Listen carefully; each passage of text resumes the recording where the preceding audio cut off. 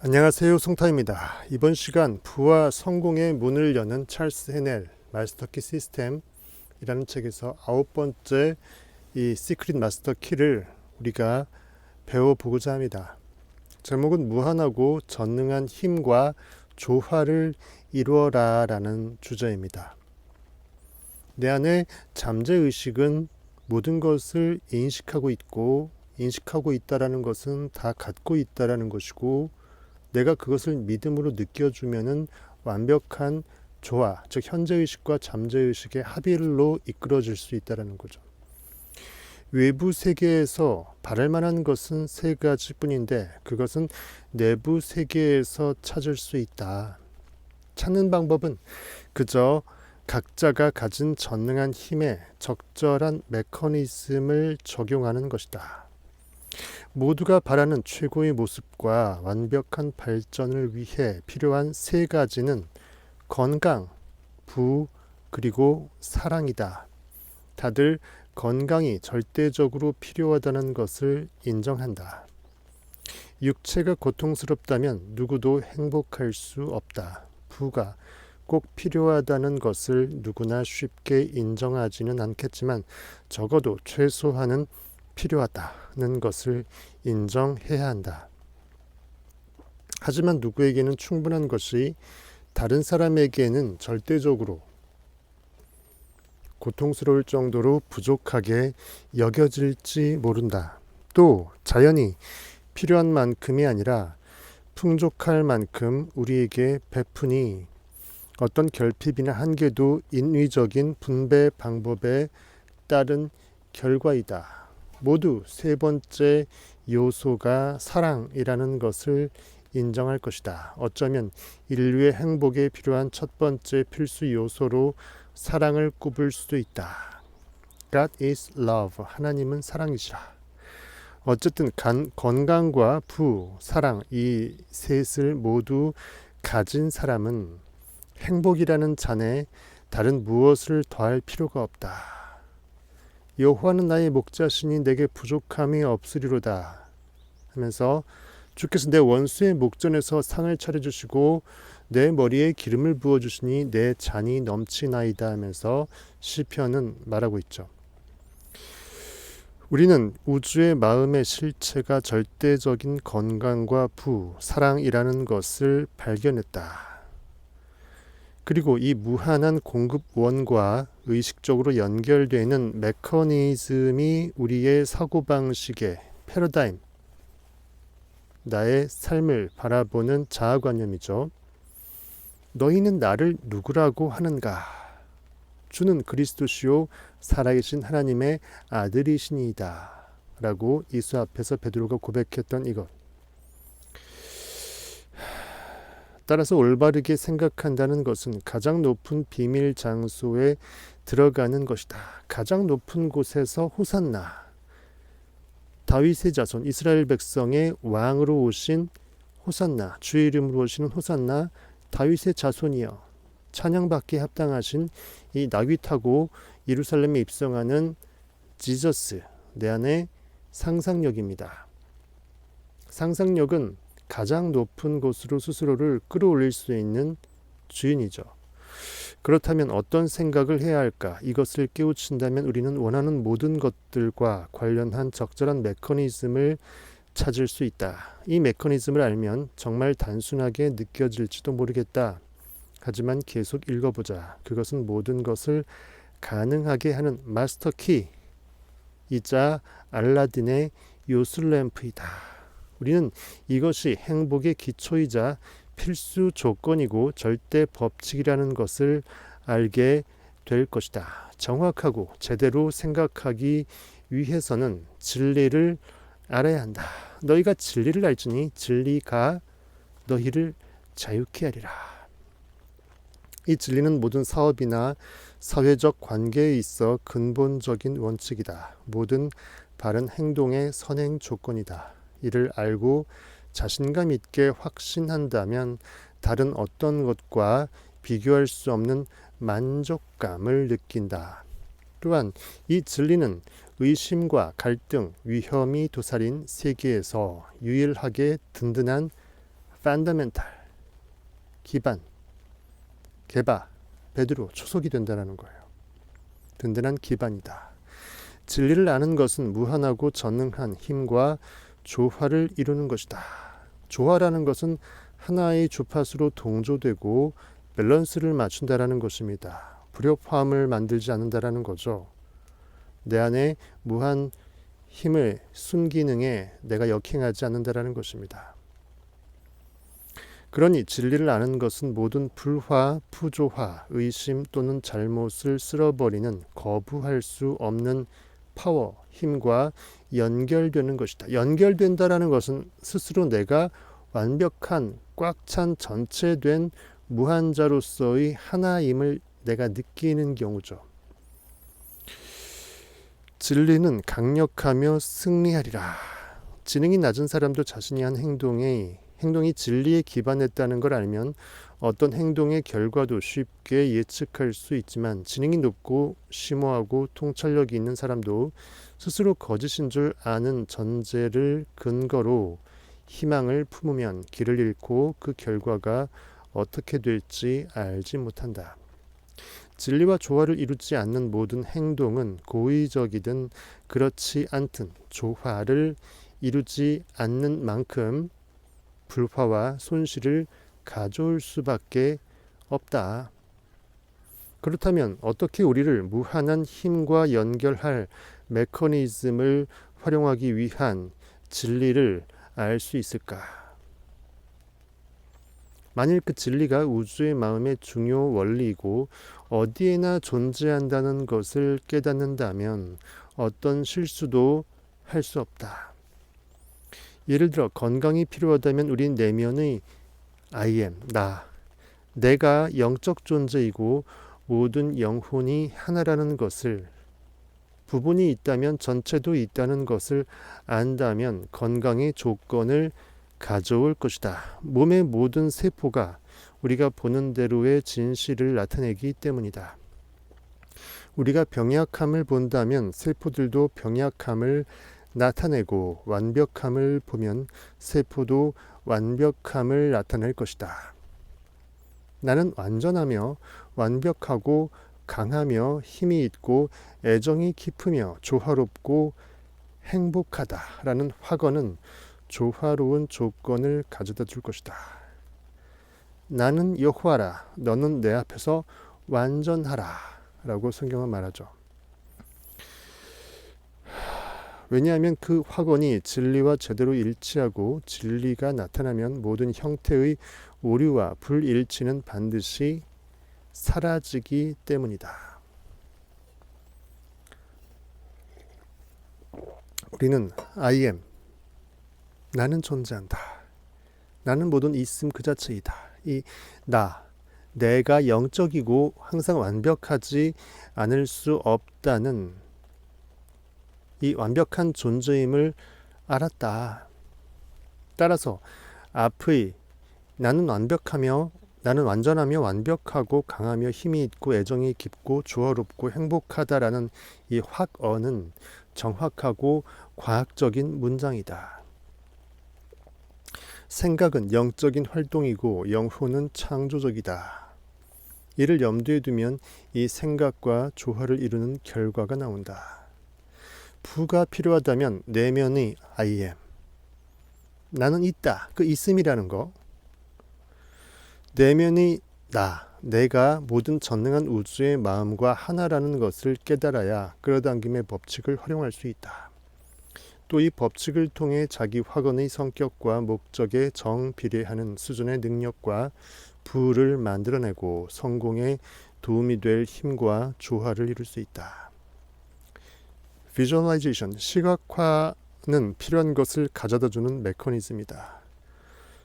이는 보는 것과는 매우 다르다. 보는 것은 물질적이므로 객관적인 세계인 외부 세계와 관련이 있다. 즉 결과물에 반응해서 보는 것은 참으로 보는 것이 아니라는 거죠. 보이는 소망이 아니니 보이는 것을 누가 바라리요? 보이지 않는 것을 바라는 자는 참음으로 기다릴지니라라고 성경은 말합니다. 즉 소망이라는 말에 현실에 아직 안 보인다라는 이 전제가 깔려 있다라는 거예요. 하지만 나는 바라보고 이미 있다라고 믿는다라는 거예요. 하지만 시각화는 상상의 산물이므로 주관적인 마음인 내부 세계와 연결된다. 보이지 않는 나의 절대 신성과 연결되는 것이라는 거예요. 따라서 시각화는 생명력을 지니며 발전해 나간다.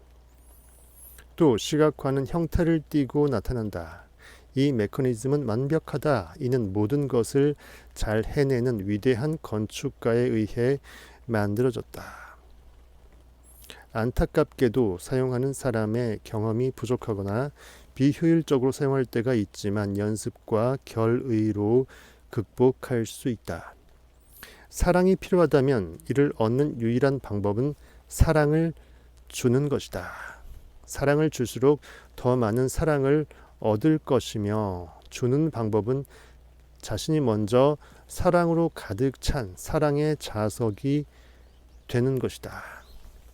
위대한 영적 진리를 삶의 작은 일들에 접목하는 법을 깨달은 사람은 자기 문제를 어떻게 해결할지 비결을 발견한다. 위대한 생각과 위대한 사건, 위대한 자연, 위대한 사람과 가까운 사람은 항상 활기가 넘치고 생각이 깊다. 미국의 전 대통령 링컨을 가까이 한 사람은 모두 산에 다가갔을 때의 느낌을 받았다고 하는데, 이것은 링컨이 영원한 것, 즉 진리의 힘을 깨달았다는 것을 알아차렸을 때 더욱 예리했다고 한다. 때때로 이런 원칙들을 실제로 시험해 본 사람, 그리고 자기 삶에서 이 원칙들을 증명해 본 사람이 하는 말에서 영감을 얻을 수도 있다. 나는 오늘 프레드릭 앤드루스로부터 다음과 같은 편지를 받았다. 그는 이렇게 말했다. 노틸러스 3월호를 보면 내가 겪은 일이 나와 있을 거야. 필요하다면 그 글을 참고로 하도록 하게. 당신의 친구 프레드릭 엘리어스 앤드루스가 1917년 3월 7일 인디애나폴리스에서.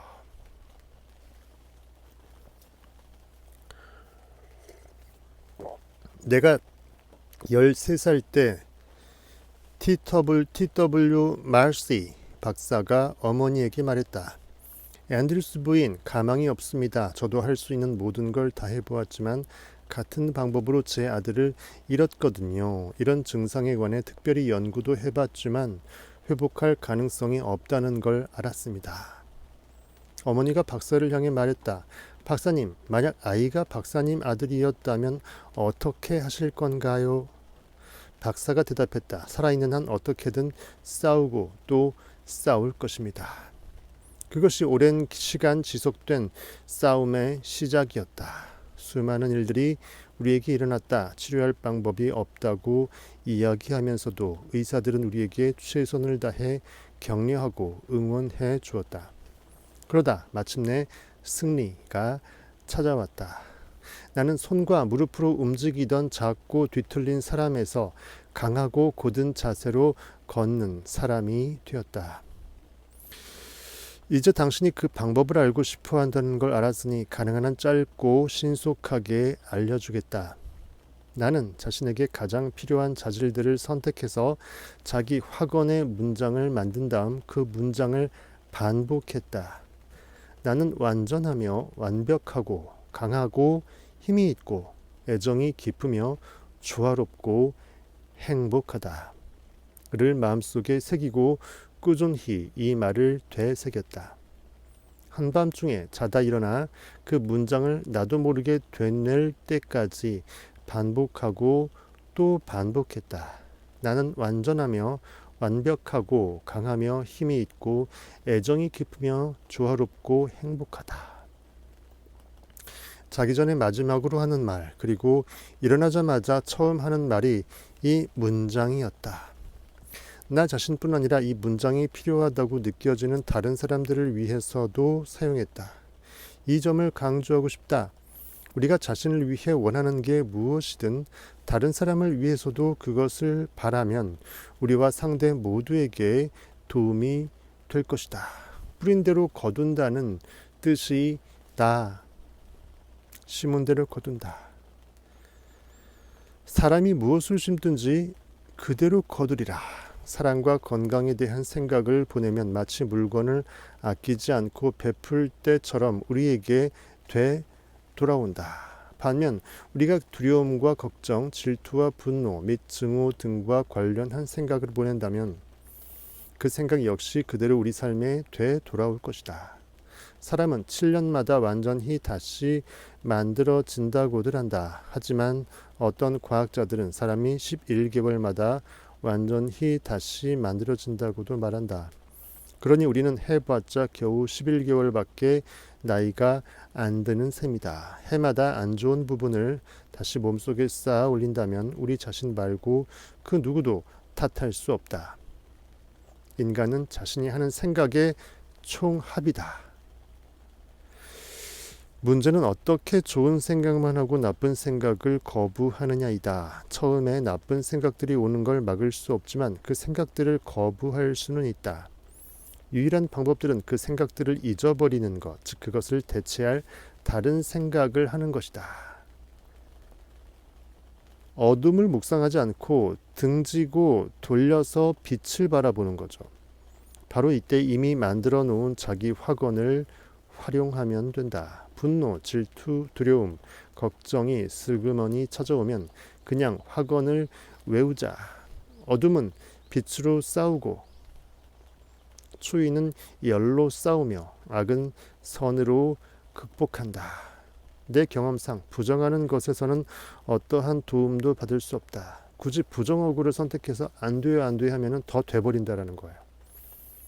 선을 긍정하면 나쁜 것은 저절로 사라질 것이다. 필요한 것이 있다면 이 화건을 사용하는 게 좋다. 고칠 필요 없이 그대로 쓰면 된다. 조용한 장소로 이동해 잠재의식에 스며들어 어디서든 차 안이나 사무실, 집 모두에서 사용할 수 있을 때까지 반복해서 연습하자. 이것이 영적인 방법의 장점이다. 우리 영혼은 언제나 준비되어 있다.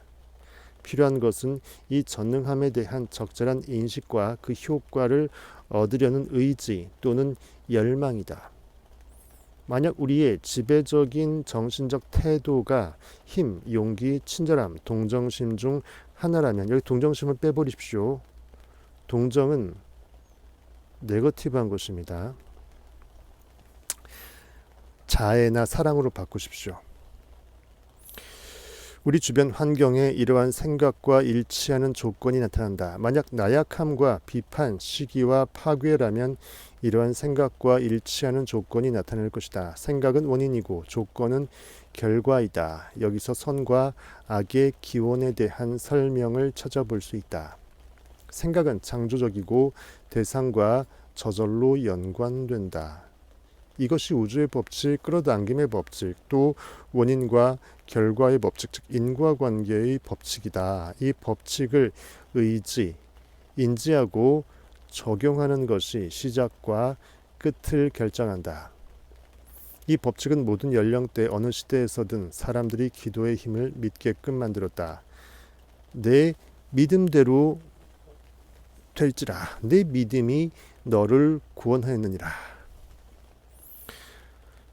믿음대로 될 것이다 라는 말은 이를 더 짧고 좋은 방법으로 표현한 또 다른 말이다. 즉 내가 이미 그렇다라고 전제해버렸기 때문에 현실은 그렇게 비추고 있다라는 거예요. 이번에는 식물을 하나 상상해보자. 가장 좋아하는 꽃을 떠올리자. 그리고 그 꽃이 눈에 보이도록 하자. 작은 씨앗을 심고 물을 주고 보살피고 아침 햇빛을 직접 받을 수 있는 곳에 두어 싹이 트는 모습을 떠올리자. 이제 씨앗은 살아있는 생명체가 되었다. 그리고 생존하기 위해 애쓰기 시작한다. 땅속을 뚫고 들어가는 뿌리를 보고 뿌리가 사방으로 뻗어나가는 것을 보고 또 그 뿌리가 계속해서 분열하는 살아있는 세포라는 것을 기억하자.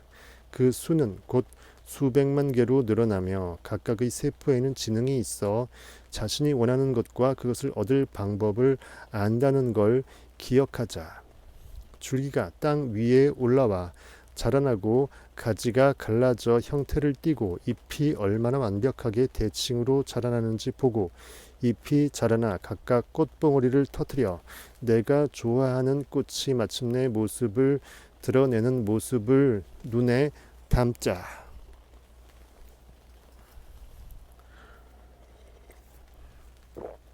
더 집중한다면 향기도 느껴질 것이다. 그건 우리가 시각화한 아름다운 창조물이 부드럽게 흔들리며 내뿜는 향기이다. 시각화를 명확하고 완벽하게 할 수 있을 때 그 대상의 영혼에 다가갈 수 있다. 이는 우리에게 매우 현실적으로 다가오며 우리는 집중하는 법을 배우게 될 것이다. 이 과정은 건강이든 좋아하는 꽃이든 이상이든 복잡한 사업 제안이든 아니면 다른 삶의 문제이든 모두 같다. 모든 성공은 목표로 한 대상에 계속 집중했을 때 이루어진다라고 챕터를 마무리하고 있습니다. 무한하고 전능한 힘과 조화를 이루라라는 주제였어요. 찰스 애넬 저자는 말합니다. 분노, 질투, 두려움 또는 걱정이 스물스물 슬그머니 찾아오면 그냥 화건을 외우자. 어둠은 빛으로 싸우고 추위는 열로 싸우며 악은 선으로 극복하자. 내 경험상 부정하는 것에서는 어떠한 도움도 받을 수 없었다. 선을 긍정하면 나쁜 것은 절로 사라질 것이다. 다음 시간에 10번째 마스터키 풍요는 우주의 법칙이다 라는 거 함께 나눠보도록 하겠습니다. 지금까지 성공학 1타 강사였습니다.